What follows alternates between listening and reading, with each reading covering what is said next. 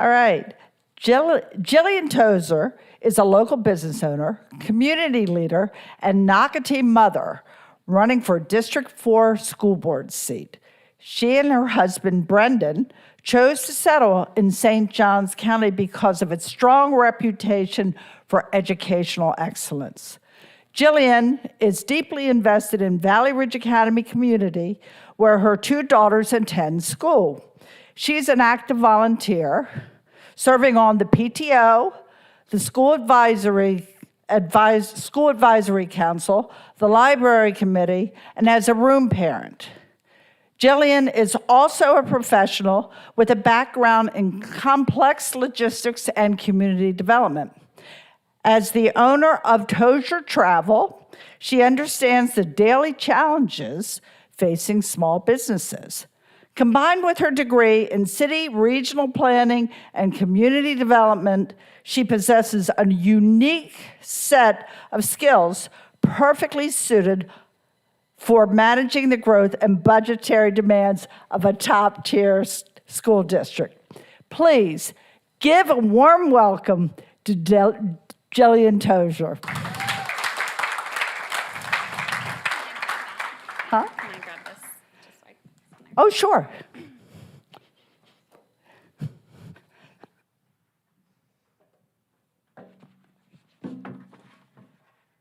okay. Thank you so much, Michelle, for inviting me, and thanks you everybody in the St. Johns County Democrats for having me. Thank you, Alex. It's really inspirational to see how many people are getting involved in politics and really stepping up. Because local government, especially our school boards, are really where changes are made that impact our daily lives the most. My name is Jillian Tozer. I am running for school board in St. Johns County in District 4.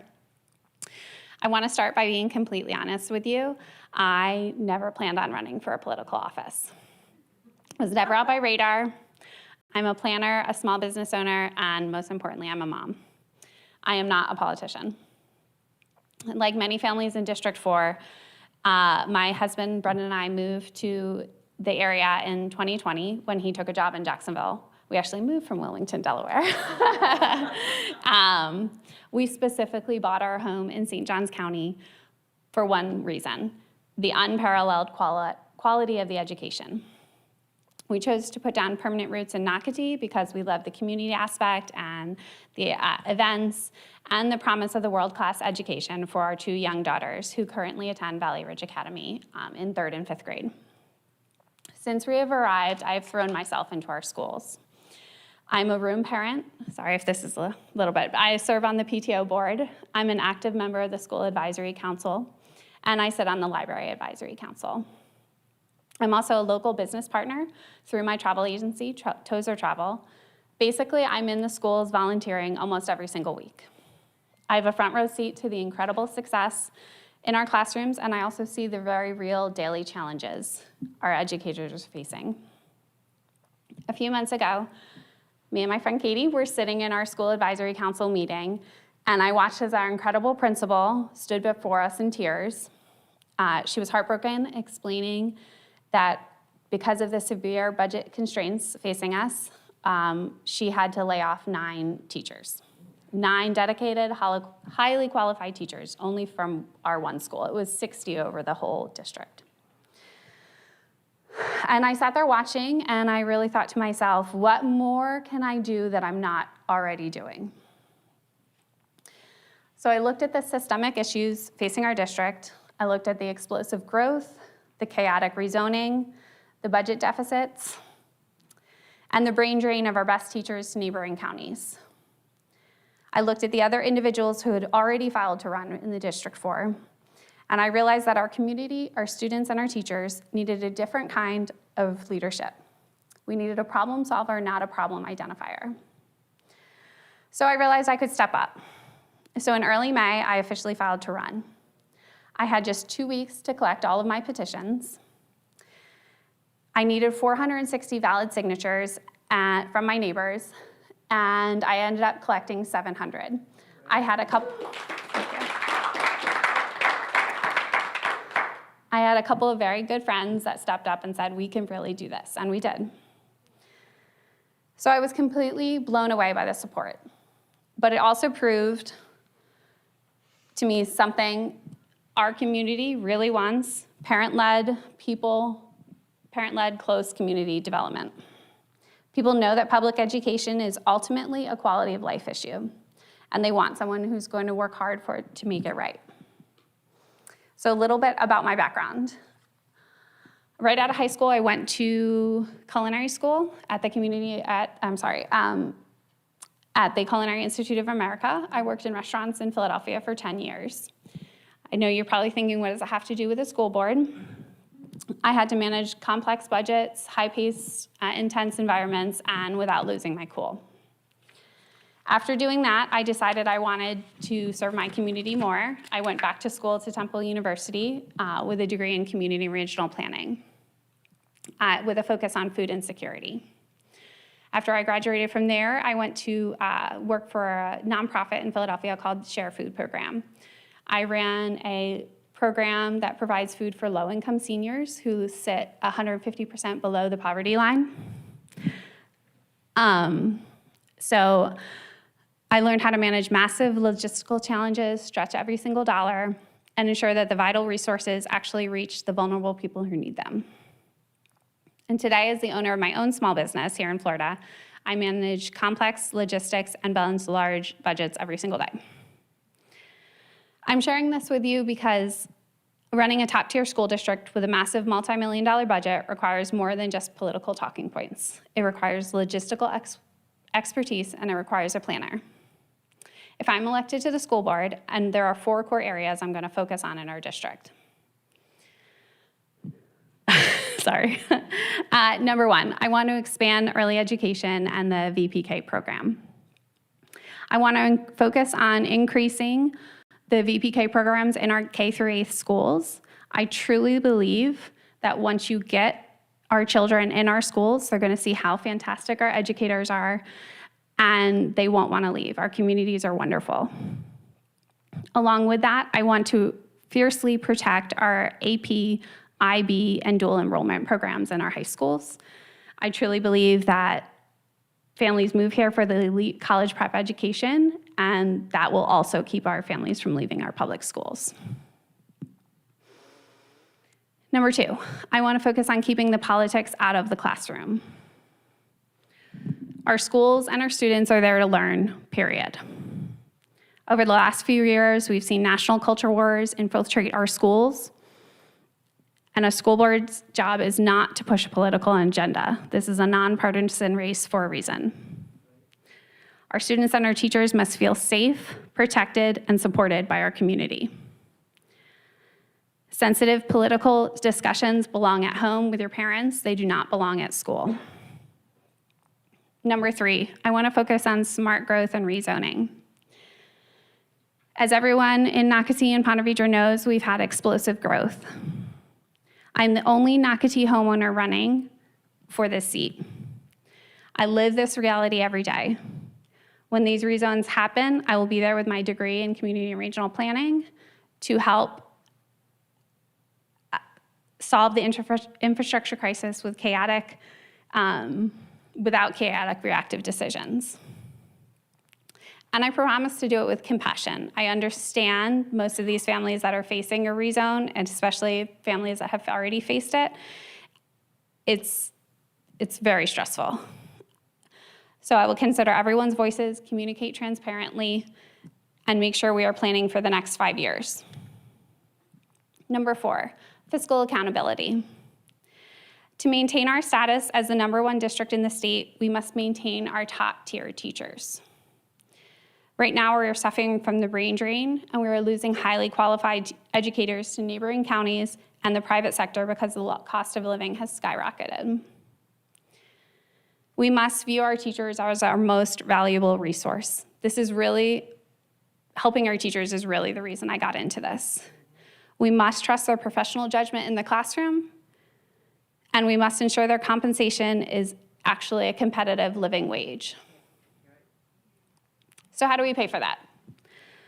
We pay for that with fiscal accountability for every single taxpayer dollar. Right now, our public school budgets are being drained by the unregulated state voucher program.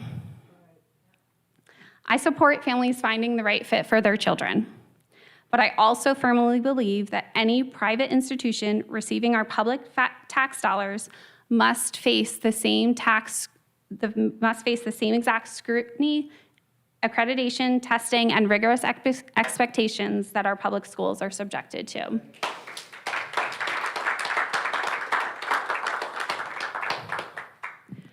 Public money requires a public quality guarantee. If we stop the wasteful drain of our tax dollars and cut administrative bloat, we can reinvest that money right back into our classrooms. I want to leave you with one final thought. As I mentioned in the beginning, I'm not a politician. Like many of you, I've watched the financial burden maintaining excellence in our classrooms fall increasingly on the shoulders of our parents and our PTOs. We are constantly fundraising, holding bake sales, fun runs, and just to cover the basic classroom supplies. If I'm gonna stand up here and ask you to vote for me and trust me with the multi-million-dollar district dollar budget, I think I need to have skin in the game. I want to prove that this position is a true public service and not a political stepping stone. That is why I've signed a formal pledge. If elected, I will donate 50% of my salary back to the PTOs within District 4.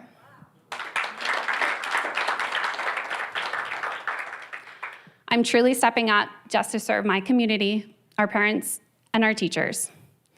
They're all working overtime to bridge the funding gaps in our school. Donating half my salary is my commitment to ensuring my focus remains exactly where it belongs, on the students. So thank you so much for your time. I would be honored to earn your vote on August 18th.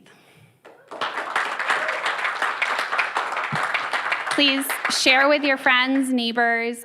The school board race on August 18th is a nonpartisan race, so anyone can vote for anyone. There is 3 people running. If anyone receives 51% of the vote, it's done. That person wins. So it is really, really important that people vote in the primary.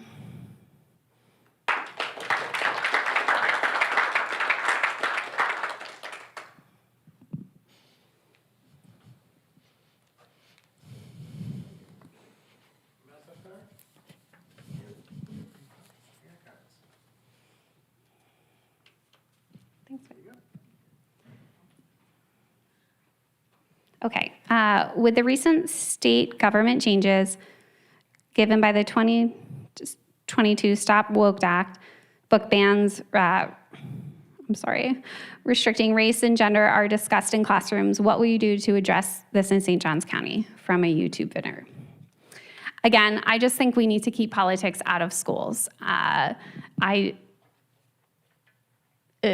it. I mean, if you need to have discussions with your kids at home, I believe, along with the book bans, know what your kids are reading. When did our schools become the moral compass? My 2 kids read every night before bed, and I know the books that they're reading. If you have a concern, you should be addressing that with your own children. How will you address the threats to teachers' livelihoods, job security, and union representation through sweeping legislative changes if they do not follow the government's changes in the budget? I would like to increase teacher pay. I do believe our teachers are massively underpaid. I would like to continue to keep the millage that was passed, and I would also like, there is some administrative fees in that I would like more of the percentage of the millage to go back to the teachers. How can you, as a school board member, help to change the state budget? Unfortunately, I don't think there's a ton that I can change there. But hopefully we can get better people in the legislature that can change it. One of the biggest issues facing teacher retention in St. Johns County is the archaic non-reappointment process. What would you do to fix these policies? How would you influence the other board members to change the policies? Oh, non-reappointment for budget and performance. Again, I am trying to just increase the number of students that we have in our school district, and I'm trying to retain the students. A lot of the teachers we lost this year were due to budget constraints because of the voucher program. If we keep our students in our schools, if we get more kids in VPK, if we increase our upper level academics, that's how we're going to keep our students and our teachers.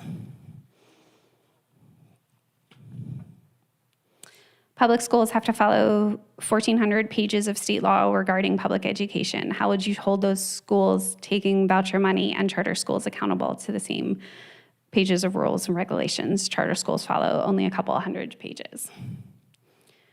Like I said in my speech, I believe anyone taking charter schools, religious schools, need to follow the same accreditation, need to follow the same budget constraints that our public schools do. If you are taking public money, then you need to have the same public standards. Okay. Anybody have any other questions? I'm the one who wrote the question about the archaic non-reappointment process. So I'm a former teacher in St. Johns County, and Could you step up to the mic because I was the union president for 9 years Oh. too. So the question I want to, and you might not be aware of the whole non-reappointment for budget and performance process, but it is an absolute mess. It's one of the main reasons teachers leave our county because they're told they're non-reappointed for budgetary or you're just not a good fit. You're non-reappointed for performance even if you did a great job. Okay. So they have to spin in circles, interview all summer, go to all these different schools to talk to the principals, and they're never, ever guaranteed a placement, not even as a budget non-reappointment. So that is one of the main reasons teachers in St. Johns County, if they're non-reappointed, they give up. And they go to the other counties who do a workaround on Senate Bill 736 and allow teachers to have maybe 1 or 2 years, and if they're still not performing, then maybe they get the axe, so to speak. I just talked a lot. So how do you think you could change the school district's mind that they don't have to follow that bill word for word? Every other county in the state has found a workaround except for St. John's, which is, no, we follow the rules and we kick teachers out. I would love to look at the workarounds that other counties have found. Again, losing 9 teachers for non-reappointment due to budget was the reason that I stepped into this role. And I just think it's just not acceptable. And watching our principal cry over it and saying, you know, if I had to find 3 teachers, I could probably find 3 teachers that were not living up to expectations, but 9 were quality educators that we were upset about. So I would like to just figure out what the other workarounds they are using are. What you said about looking at other counties, that's one of the most valuable tools. Yeah, 100%. If I don't know the answer, I will find the answer. Thank you. Thanks for listening. All right. Thank you so much. Thank you. You can leave off. Oh, no, I'll take that. Oh, sorry. That's all right.